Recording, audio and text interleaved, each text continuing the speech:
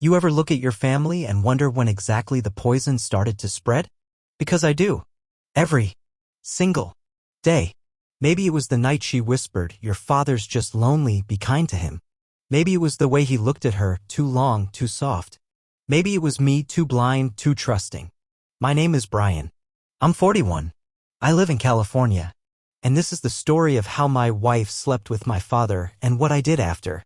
It started like any normal betrayal, slow, silent, slicing under the surface. We'd been married 12 years. I thought we were solid. I was building my own construction firm. She was a freelance interior designer. 2 careers, 1 son, decent house in Santa Rosa. We were supposed to be building a life. Then my dad got sick. Pancreatic cancer. Stage 3. He was old school tough, didn't believe in painkillers, didn't want help. So I brought him into our home. My wife was the one who said it first. "It's the right thing to do, Brian. He needs family now." I didn't know family meant that. She started spending more time around him. At first, I didn't think much, just kindness. A daughter-in-law doing what was right. Then I noticed the laughter. Inside jokes I wasn't part of. Touches that lingered too long. Her perfume stronger when she walked into his room. Hook. One night, I walked in on them. No, not what you think, not yet. She was massaging his shoulders. His shirt off. She didn't stop when I entered. She smiled and said, "He's in so much pain. Just helping." But I saw his eyes. He didn't look like a man in pain. He looked like a man who just won.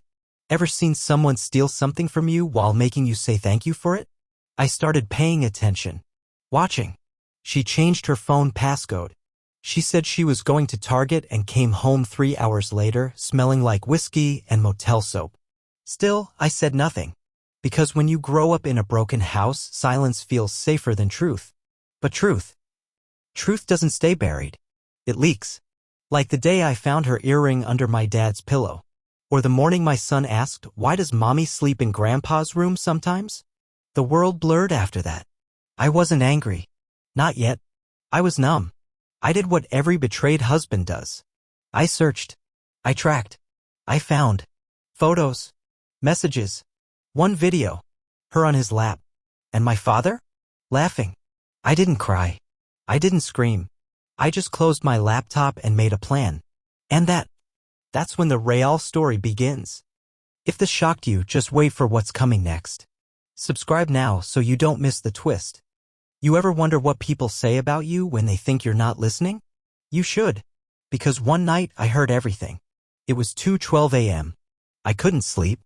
The house felt too quiet, too cold, like it knew something I didn't.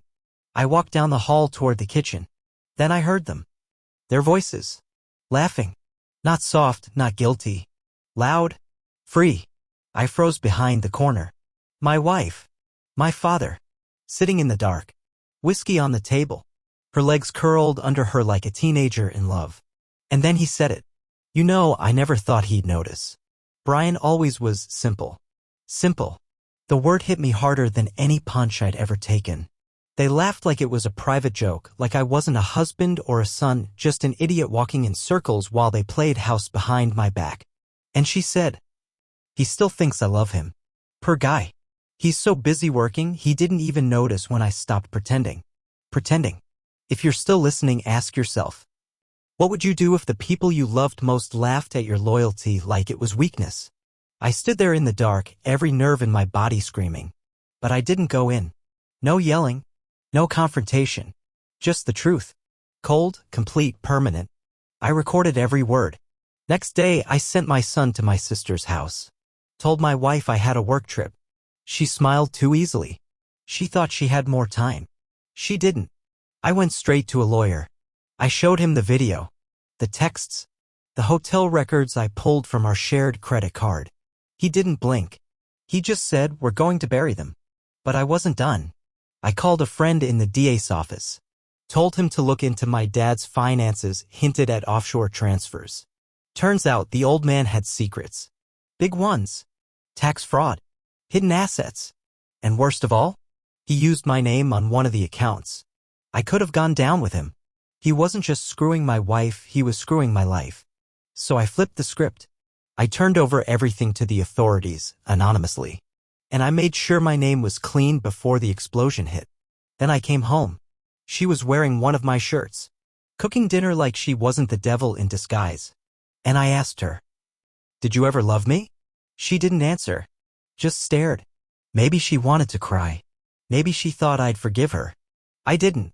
I handed her divorce papers, 75% of assets to me, sole custody, non-negotiable.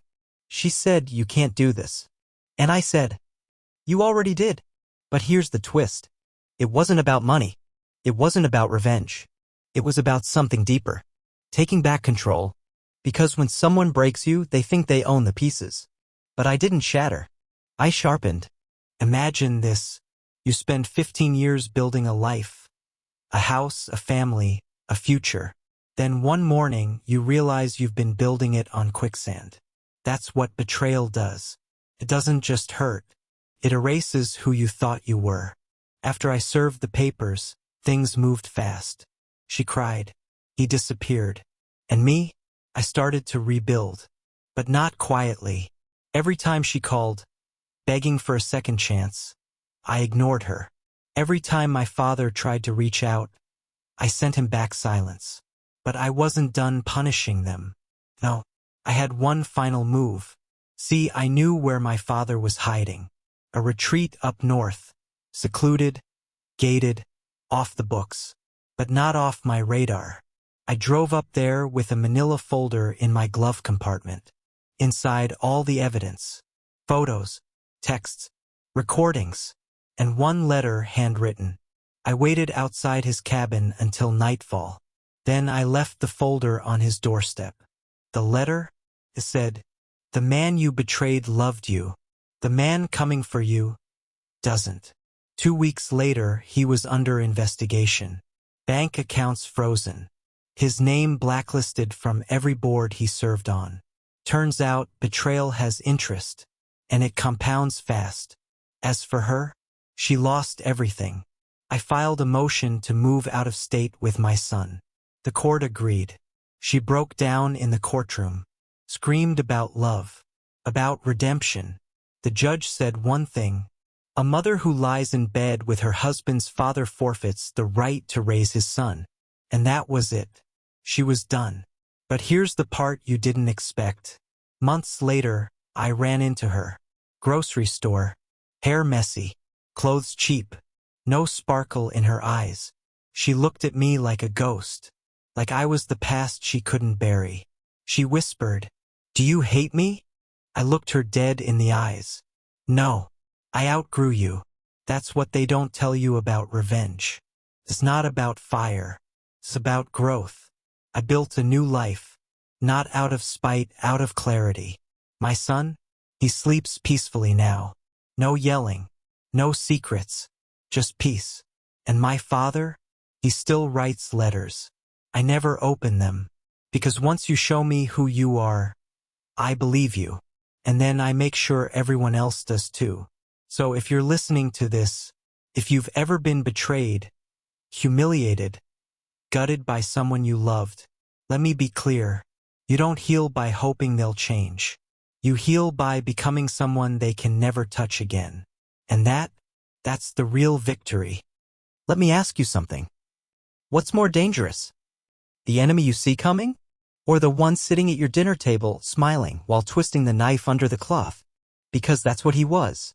My father. A trusted man. A man I once admired. But admiration is a weapon when it's pointed at your blind spot. He didn't just betray me as a father. He betrayed me as a man. He took my wife. He took my family. And he did it while shaking my hand and calling me son. That kind of betrayal doesn't come with apologies. It comes with consequences. And I made sure he faced every one of them. After the financial investigation started, his world collapsed. His company pulled out. His partners distanced themselves. His face, once printed in magazines as a visionary, was now plastered online with words like fraud and predator. He tried to salvage it, wrote a public statement, blamed a moment of weakness, claimed mental health struggles. But the world doesn't forgive men like him, especially when the world has receipts. And I had plenty. But here's where it gets darker. Because while he was drowning publicly, she was drowning privately. My ex-wife spiraled. She tried to file for visitation. Denied.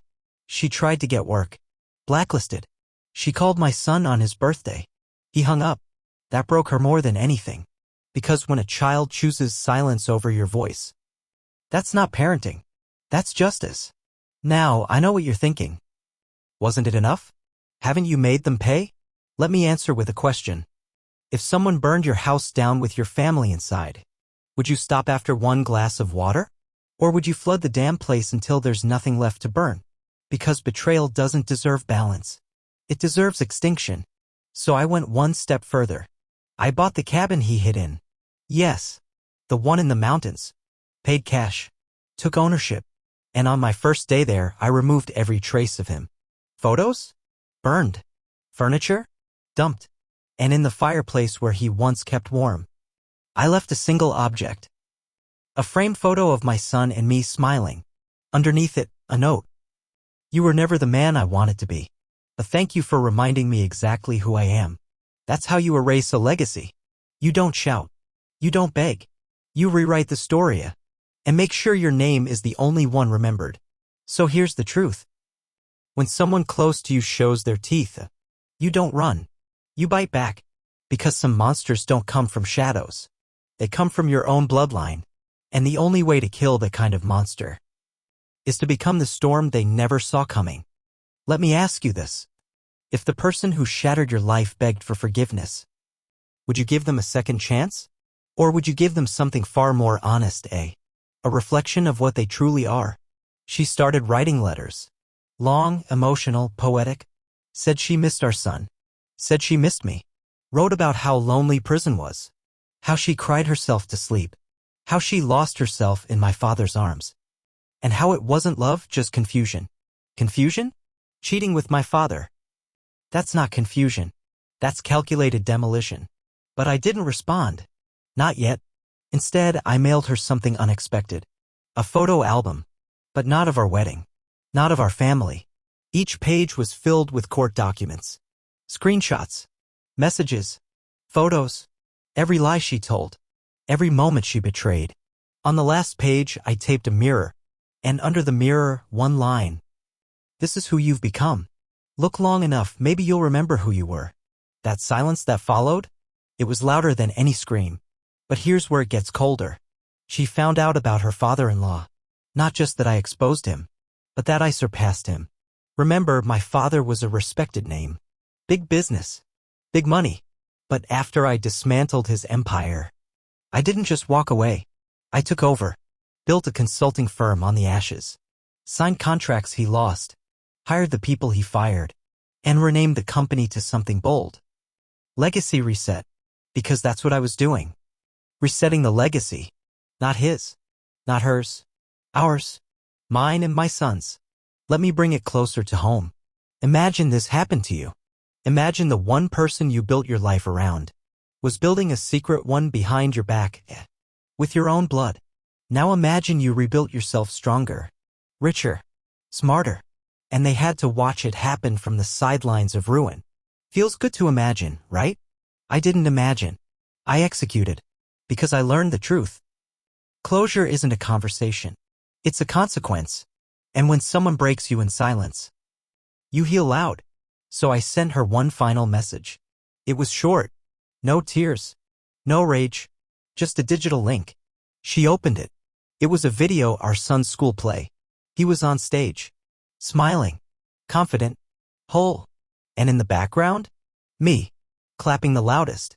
Under the video, the caption read, "We're doing just fine without you." Let that sink in. Because sometimes, the deepest revenge isn't screaming. It's thriving. If this shocked you, just wait for what's coming next. Subscribe now so you don't miss the twist. You ever watched a man who once held all the power kneel? Not fall. Not stumble. Kneel. I did. And it was my father. He showed up at my office. Unannounced. Uninvited. Security tried to stop him. I let him in. Because I wanted to see it. The fall.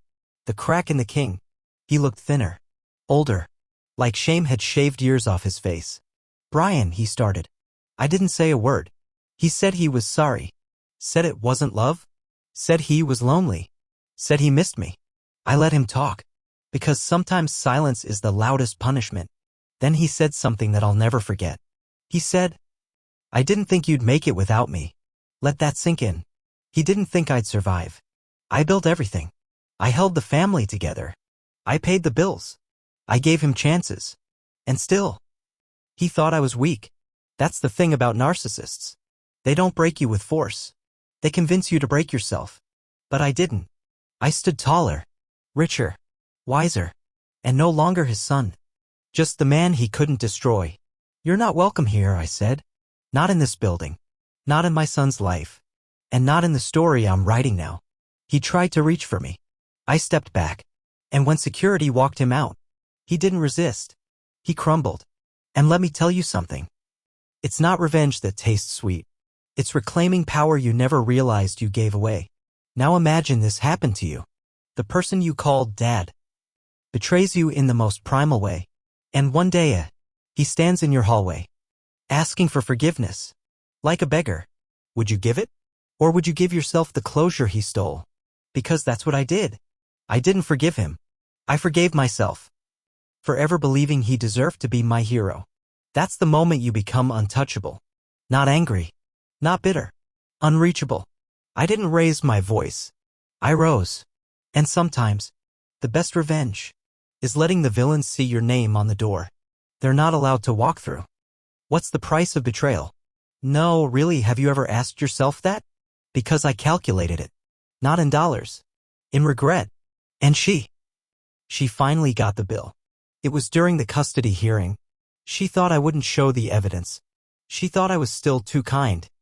Still Brian, the man she could manipulate. But that Brian? Buried. What walked into that courtroom was a father. A protector. A storm with a suit and bulletproof proof. Photos. Messages. Voicemails of her laughing while my son cried in the background. Left with Nate while they drank. I could see it in the judge's eyes. This wasn't a mother fighting for love. This was a woman fighting not to lose her control. She kept looking at me. Eyes begging. Like the past could be rewritten with a glance. And in that moment I realized something terrifying. She didn't regret what she did. She regretted getting caught. Pause. Let that sink in. Some people don't mourn the damage. They mourn the loss of their power over you. And when the judge spoke, he didn't use flowery language. Just facts. Hard, cold, judicial truth. The court finds the father more capable, stable, and present. She lost. Not just custody, but access. She'd see her son. Supervised. Controlled. Watched. Like the threat she had become. After the gavel hit, I stood. I looked at her one last time. She mouthed something. Please. But that wasn't a plea for the child. That was a plea for the old dynamic. For the days where her tears controlled the temperature of the room. Not anymore. And you know what I did? I walked away. Not because I didn't care, but because caring would have meant she still had power. This is where many fail. They think revenge is screaming, breaking things, burning down what hurt you. But real revenge is letting your enemy watch you live better without ever needing them again. Now imagine this. You're sitting in court. Your ex-wife, who destroyed your home, is trying to smile through mascara and court-ordered humility. And the judge just gave you everything. Do you speak? Do you gloat? No. You exist. And you let her watch from the outside. Because freedom tastes better when the person who tried to cage you has to watch you fly. You ever hear the sound of someone realizing they've lost everything? It's not a scream. It's not even a cry. It's silence. That kind of silence that hits like a thunderclap. That's what I heard when she opened the box I sent her. But let's rewind. Weeks had passed since court. My son and I had settled into a rhythm. Breakfast together. Therapy every Thursday. Laughter that didn't feel borrowed. But inside me? A storm. Because justice in a courtroom isn't the same as closure. And I wasn't done. You see, in that box, the one I mailed to her new, empty apartment, was everything she left behind. But not the usual. No clothes. No photos. Just memories she thought I destroyed. Her wedding ring. Still with the engraving, to forever from Brian. A copy of the sonogram, our son, before he was even born. And a single photo. Her, Nate, and my father. Taken one night I wasn't home. Smiling. Like a new family forming behind my back. On the back of the photo, I'd written, "You traded love for power. Now you have neither." She called. I didn't answer. She texted. Just one word. "Why?" And I almost replied. Almost. But then I remembered the nights I held our son while he asked why mommy didn't say goodbye. The birthdays she missed. The gaslighting. The fake tears. The lies stacked like bricks to trap me in a version of life I never agreed to. So I didn't answer. Because silence? That's where the pain lives longest. Weeks later, a mutual friend told me she moved back in with her mother. That she'd lost her nursing license for good. That Nate had vanished, no calls, no visits, nothing. But I was busy. Too busy living. My son graduated his therapy. I got promoted. Started volunteering at a father's group helping men rebuild after betrayal. One night, my son asked, "Will she ever come back?" And I said, "If she does, it won't be for us. It'll be for the version of herself she misses." Because that's what people like her do. They mourn opportunity, not impact. But you listening. Maybe you've been there. Maybe you're there now. If someone rips you apart and calls it love, don't rebuild for them. Rebuild for the version of you that forgot what peace feels like. Because I'm not a victim. I'm a survivor who chose not to let betrayal be my legacy. And her? She's just a story I tell. When I'm reminding others that healing is the most brutal kind of revenge. You think that was wild? There's more: betrayal, revenge, truth uncovered. Hit subscribe and let's expose the lies together.